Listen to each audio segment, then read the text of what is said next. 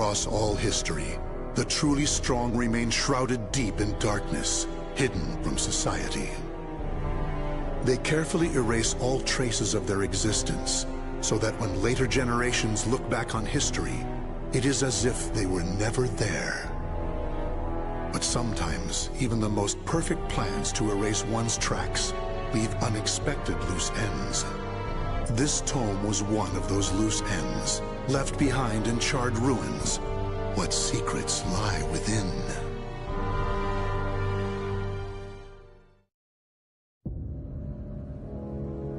Zasalamel created me. A banal way to begin a tome, but writing down one's own history in a book is strange enough to begin with. I began writing this as an indulgent pastime, so I may as well enjoy myself. Now, about the cursed sword known as Soul Edge. I intend to record its secrets in this very tome. However, I must exercise caution.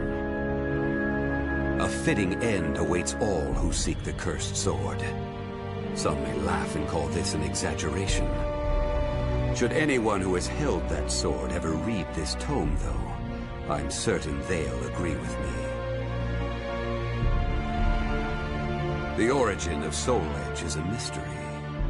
Legend says it was once an ordinary sword, void of any power. But after fighting on countless battlefields, it gathered a great deal of negative power, until a curse fell upon it. That much is true.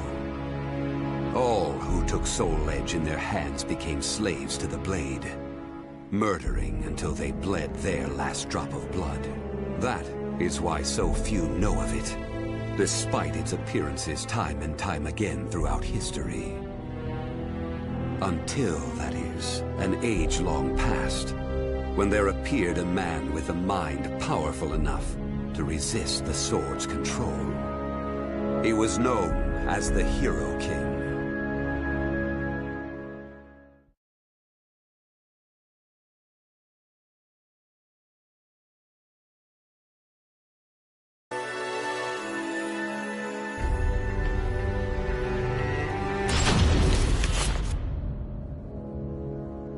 In that ancient age, great change came only through war. Thus, controlling Soul Edge meant ruling the world. The Hero King, being the man he was, one could say it was inevitable that he would bring peace to this warring world. I won't record the Hero King's name here. Someday I may decide the time is right to reveal it, but that time isn't now. It is said the Hero King lost Soul Edge due to his jealous son. After the Hero King killed his son, the spirit sword Soul Calibur was born from the remnants of the cursed sword. Indeed, the cursed sword and the spirit sword both come from the very same steel. While the name Soul Edge is known to a select few, the name Soul Calibur is known to almost no one. There is a reason the spirit sword was never revealed to the world. Some say the Hero King created the spirit sword, but the truth is that the Hero King risked his life and failed. Those who would carry on the dead king's wish and perfect Soul Calibur were to come later. They were known as the guardians of the spirit sword. Like a thief in the night, they took the spirit sword and withdrew into the dark recesses of history. They told others of the Hero King's spirit sword, and that they were going into hiding to both prevent Soul Calibur from being used for evil, and to prepare for the threat of Soul Edge.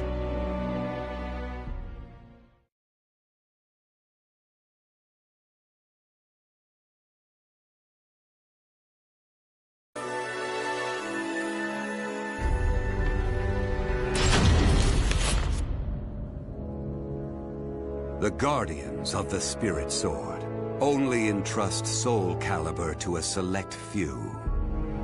One recent example was a king from medieval Europe. Born in Britain, the king used the Spirit Sword to rule a large swath of Europe. I'm skeptical as to whether the king ever truly existed. But assuming the tales are true, he was somehow connected with the guardians of the Spirit Sword, from whom he received the blade. Also, it would be reasonable to assume the king fought with the one who possessed the cursed sword and won. After the king's death, though, no one knows what happened to the Spirit Sword. Perhaps we should assume it eventually found its way back to the guardians of the Spirit Sword. But it should be noted that their power had dwindled greatly by that time. At the same time, there were those who awaited the second coming of the king. On the eve of the king's passing, a loyal knight set forth to find the Spirit Sword and restore the crown. That was the start of the secret society known as the Aval Organization. They hid themselves well for a considerably long period of time. Not even I learned of their inner workings until quite recently. Sworn to the late king, the Aval Organization sought the Spirit Sword and secretly assassinated all whom they deemed outsiders, those who were aligned with the cursed sword or did harm to humankind. A deeper look, however, reveals there was some unrest hidden below the organization's seemingly unshakable exterior.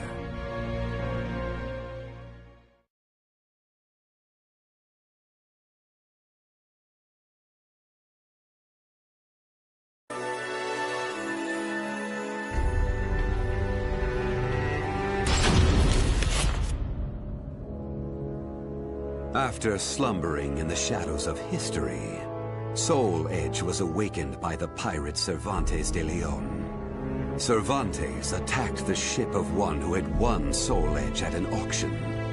He stole the cursed sword and became its puppet. Soul Edge changes its form depending on its wielder. When Cervantes took up the cursed sword, it transformed into 2 blades. And after nearly 30 years of slumber, it caused that terrible catastrophe. Cervantes and the cursed sword were defeated by a female warrior, and one of the blades was destroyed. Shattering without coming in contact with the Spirit Sword was a first for Soul Edge. Immediately afterwards, the evil seed occurred. The evil within Soul Edge was unleashed upon the entire world. Why did the evil seed occur? What havoc did it wreak where it landed? Not even I have any way of discerning this. But one thing is certain. Ever since that day, the cursed sword's malfested kin have been swiftly multiplying. What does it mean to be malfested? It's extremely hard to define, for the resulting phenomena are so varied. There are those who undergo monstrous transformations, while others look no different from ordinary humans at first glance. In addition to humans, some animals have experienced transformations as well. Common traits of the malfested include heightened fighting instincts and violent tendencies. Some become beasts, hungry only for slaughter, while others use strategy to entrap powerful foes. But they all slip into towns and cities, seeking blood under the cover of darkness.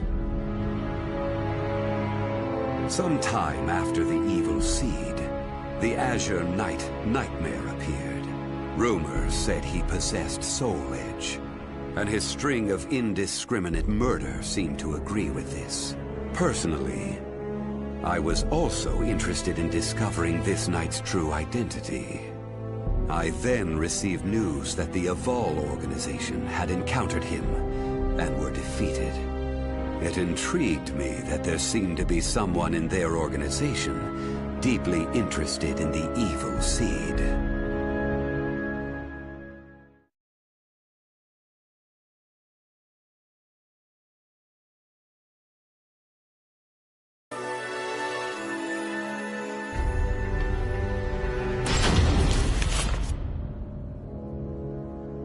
While Soul Edge has appeared constantly throughout history, Soul Calibur's whereabouts are still shrouded in mystery. In time, I lost interest and gave up trying to search for any traces of it. But after resuming my search later, I found that it had been taken to a temple in the east at some point. With it were taken a staff able to absorb all manner of energy, and a mirror capable of purifying evil. These sacred treasures were used to create Soul Calibur and amplify its power. No one knows what had happened to the Guardians of the Spirit Sword, but they must have met with ruin, losing the Spirit Sword and their other treasures. As for the temple, it later became Ling Sheng Su, a famous martial arts dojo that worshipped the Spirit Sword and the other weapons as the three sacred treasures. But now the Spirit Sword is no longer there. The evil seed deeply affected Ling Sheng Su, and most likely caused it to attract evil energy. Its martial arts students were soon overcome by madness and battle lust, and ended up killing each other. The temple fell in a single night. Therefore, no one knows what happened to the Spirit Sword. Only one student of Ling Sheng Su survived. While the survivor didn't possess Soul Calibur, there was clearly merit in looking into him. What powers did he possess? What could he accomplish? I was deeply intrigued.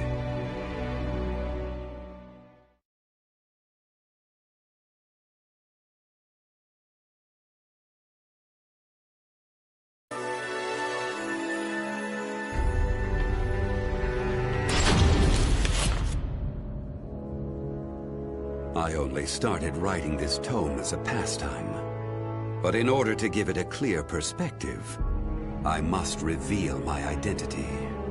I was once one of the Guardians of the Spirit Sword. The precepts of the Guardians were very strict, one of which stated no Guardian may ever touch Soul Calibur. But in my younger days, I failed to properly suppress my urges. When the others discovered my designs, they broke my arms and banished me. Amid my despair, I searched for a way to survive. What I discovered was the art of reincarnation. After a long period of training, I mastered the secrets contained within this lost wisdom. I reincarnated myself over and over again, and became an entity that could transcend generations. At first, I didn't realize the price I would have to pay for eternal life. For every time I reincarnated, I experienced the pain of death. It felt like my soul was being crushed. It is hard to put such pain and suffering in words. Indeed, I hadn't managed to completely escape death. No matter what one may accomplish in life, death remains inescapable. My bodies have lain in countless graves, but my soul will never rest in peace.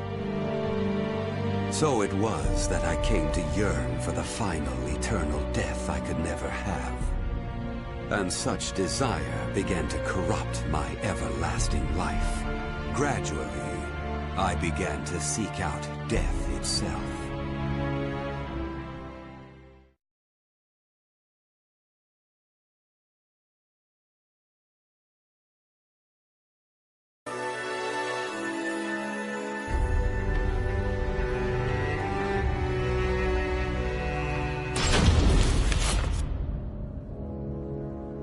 That was 1,000 years ago.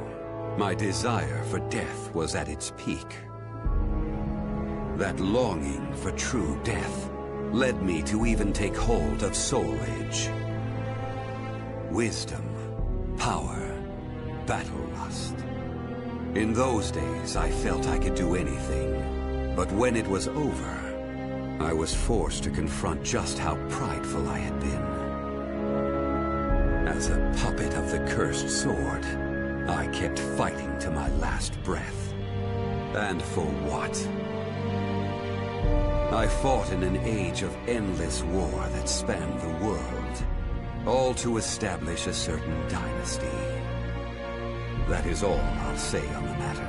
I've lived as every type of person. Old, young, man, woman. But I've never felt as much joy as when I wielded that power.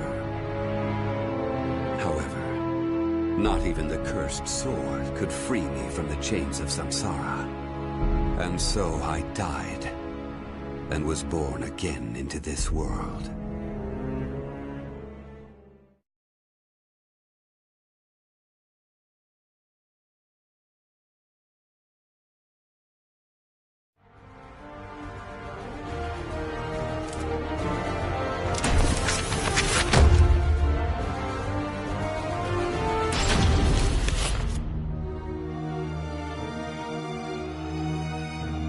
This tome has become much longer than I imagined it would be.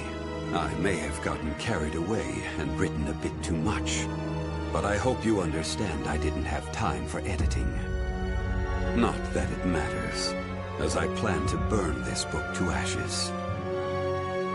It may seem strange for me to care about time, as death holds no sway over me. But time waits not, even for the eternal. The cursed and spirit swords are together, and their power grows. Now is the perfect chance for those who seek power. It is time for me to take action. I once wished for death, but now I wish for something else. Now, I wish to cultivate the potential that people possess, and lead them to a glorious new future. I seek not meaning or understanding in this. I am not even certain from which of my memories this thought sprang. I feel as if it has always been inside of me, like a memory from a past life. I've thought of one other possibility. Perhaps this memory is from the future, sent back to me by my future self. Or maybe I simply have too active an imagination. Whatever the case, everything will begin once I acquire the power I need. The cursed sword and the spirit sword. I need them both to proceed with my plan. It has already been set into motion.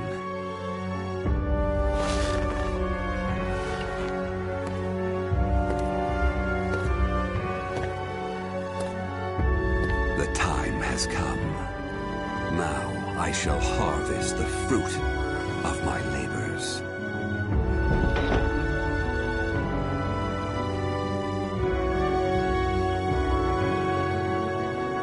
The names of the warriors whose fates were bound to the two swords have been etched into the very fibers of history.